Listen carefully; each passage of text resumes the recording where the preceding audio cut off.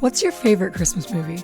Do you like Die Hard or Home Alone? Can't decide? Well, then you're gonna love this action-packed French movie that's a combination of both. In 1989, French director René Mansour made a movie so demented that it fits perfectly in the space between Die Hard and Home Alone. The film goes by many names. I'll list them here in order from best to worst. Dial Code Santa Claus, Toi suis un sacre code Père Noël, Deadly Games, 3615 Code Father Christmas, Hide and Freak. For the purposes of this video, it's called Dial Code Santa Claus. You might be asking yourself, is this a horror movie, a slasher movie, a kids movie, a Christmas movie? Here's your answer. It's an 80s movie! Like Home Alone, this movie is about a 10-year-old boy who defends his mansion from a burglar on Christmas Eve. Only this time, the burglar is Santa Claus!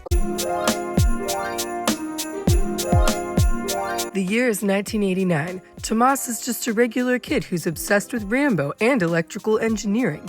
His mom works late on Christmas Eve, and his grandfather can't see. That means it's up to Tomas to defend the castle when a burglar, who he legitimately believes is Santa Claus up until the very end of the movie, breaks and enters and tries to kill Tomas and his family and his dog. Remember when you found out Santa wasn't real? Well, imagine discovering Santa's not only real, he wants to kill you. Faut pas chercher à voir le Père Noël. Sinon, il se met en colère et il se transforme en ogre. Oh no! I saw this movie with a group and we decided that the theme of the movie is that you can't look for Santa Claus. The mom tells the kid if he looks for Santa Claus, Santa will turn into an ogre, which was a very useful thing for this kid to believe. And throughout this movie, the kid maintains that the psycho killer invading his mansion is Santa Claus. The actual burglar is a sad and lonely man whose motives are never really explained. But he's creepy around children and it seems like he had a rough childhood, and he's great at popping up out of nowhere and scaring the pants off the audience.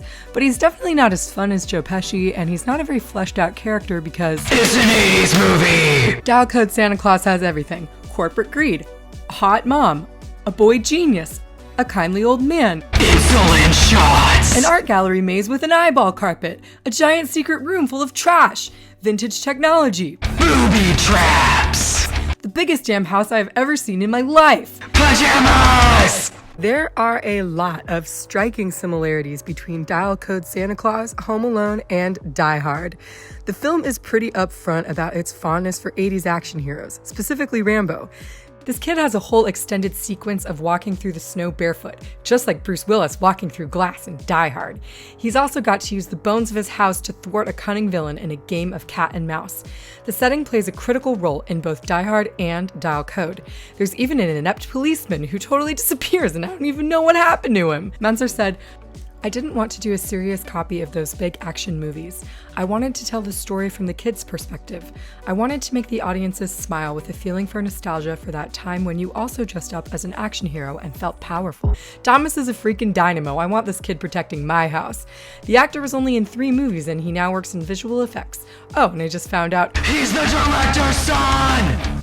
Die Hard came out in 1988 and Dial Code Santa Claus came out in 1989, meaning Die Hard and Dial Code Santa Claus probably didn't influence each other, but they were both highly influenced by the 80s action genre. Home Alone is another story. If you see this movie after Home Alone, it's hard not to wonder if Home Alone didn't just rip this movie off. The film is so similar to Home Alone that René Mansour actually threatened to sue John Hughes for plagiarizing his movie. There's actually a bit of a paper trail here. Rafael Montemayor of Polygon reports the film was shown at the Cannes Film Festival market in May 1989 in order to find potential distribution companies interested in buying the film. An American producer approached Mansour to make a remake of the film. Unfortunately, in 1990, Home Alone came out and became the highest-grossing comedy at the time. Dial Code Santa Claus was denied a US release and the remake never happened. Surprisingly, people in Chris Columbus's orbit lauded the film, including Steven Spielberg and George Lucas, who hired Mansour to work for them on Young Indiana Jones. Home Alone and Dial Code Santa Claus are both about 10-year-old boys sabotaging bad guys on Christmas Eve, but there is one big difference. Tomas from Dial Code Santa Claus is not in fact home alone. He's with his grandpa. The film actually has more in common with another unconventional holiday classic, Die Hard! Die Hard came out in 1988, Dial Code Santa Claus came out in 1989, and Home Alone came out in 1990. It really is the missing link between these two holiday movies.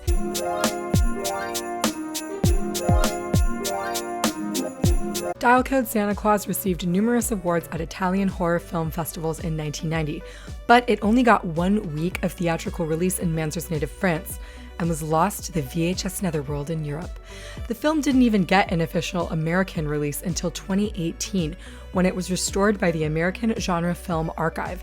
Now, you can watch it on AMC Plus or Shudder. If you like any of the crap I just mentioned in this video, you will probably like Dial Code Santa Claus. Peter Martin of Screen Anarchy calls it a great family action movie for families who hate the holidays. Rafael Montemayor of Polygon calls it a love letter to the 80s. Whether you love the heartwarming hijinks of Home Alone or the high-octane thrill of Die Hard, there's a little bit of both in Dial Code Santa Claus. Thanks for watching this video, and sorry in advance if I Ruined your Christmas! Please like and subscribe and share this video with someone who might also think this is cool, and take care of yourselves out there.